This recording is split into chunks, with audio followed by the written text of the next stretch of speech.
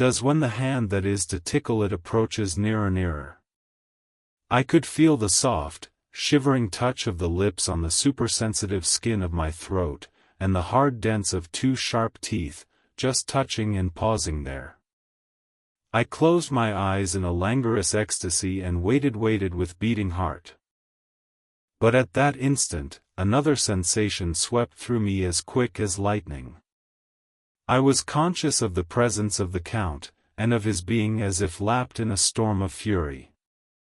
As my eyes opened involuntarily, I saw his strong hand grasp the slender neck of the fair woman and with giant's power draw it back, the blue eyes transformed with fury, the white teeth champing with rage, and the fair cheeks blazing red with passion. But the Count!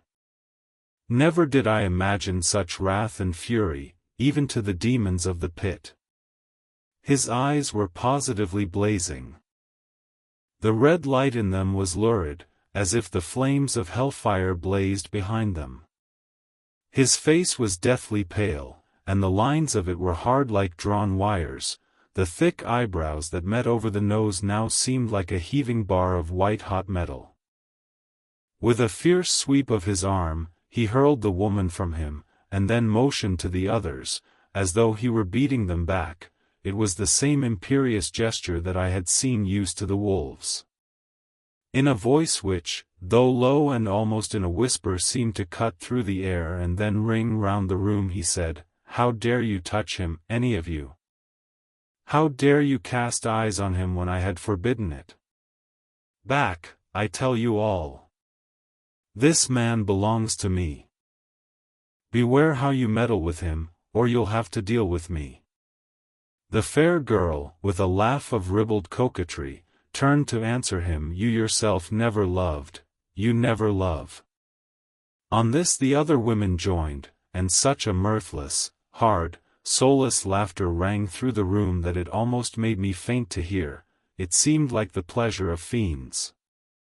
Then the Count turned, after looking at my face attentively, and said in a soft whisper, "Yes, I too can love, you yourselves can tell it from the past.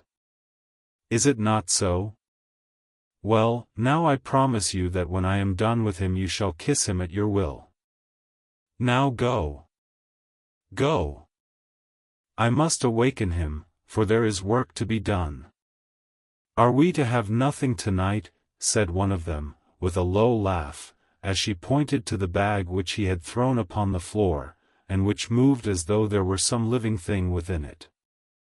For answer he nodded his head.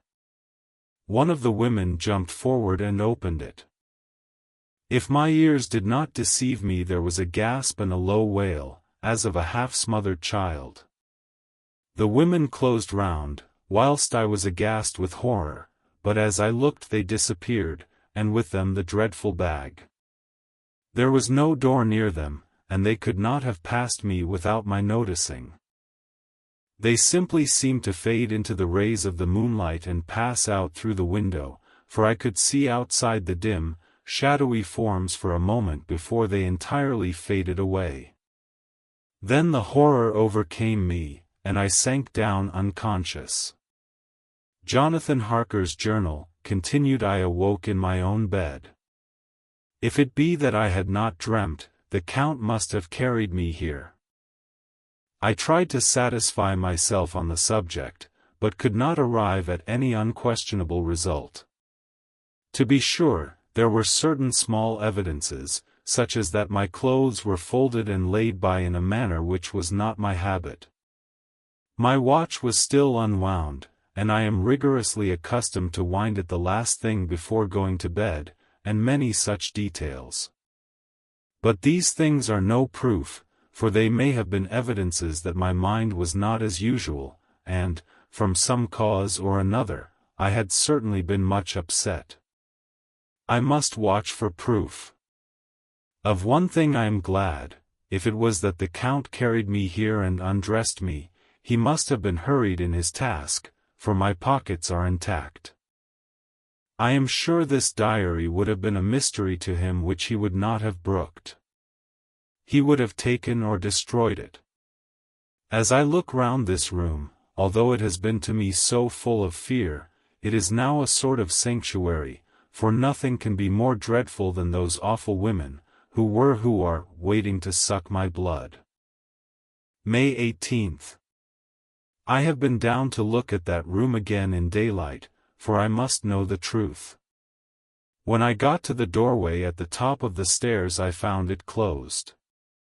It had been so forcibly driven against the jamb that part of the woodwork was splintered.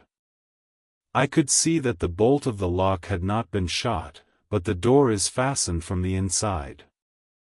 I fear it was no dream, and must act on this surmise. May 19th. I am surely in the toils. Last night the Count asked me in the suavest tones to write 3 letters, one saying that my work here was nearly done, and that I should start for home within a few days, another that I was starting on the next morning from the time of the letter, and the third that I had left the castle and arrived at Bistritz.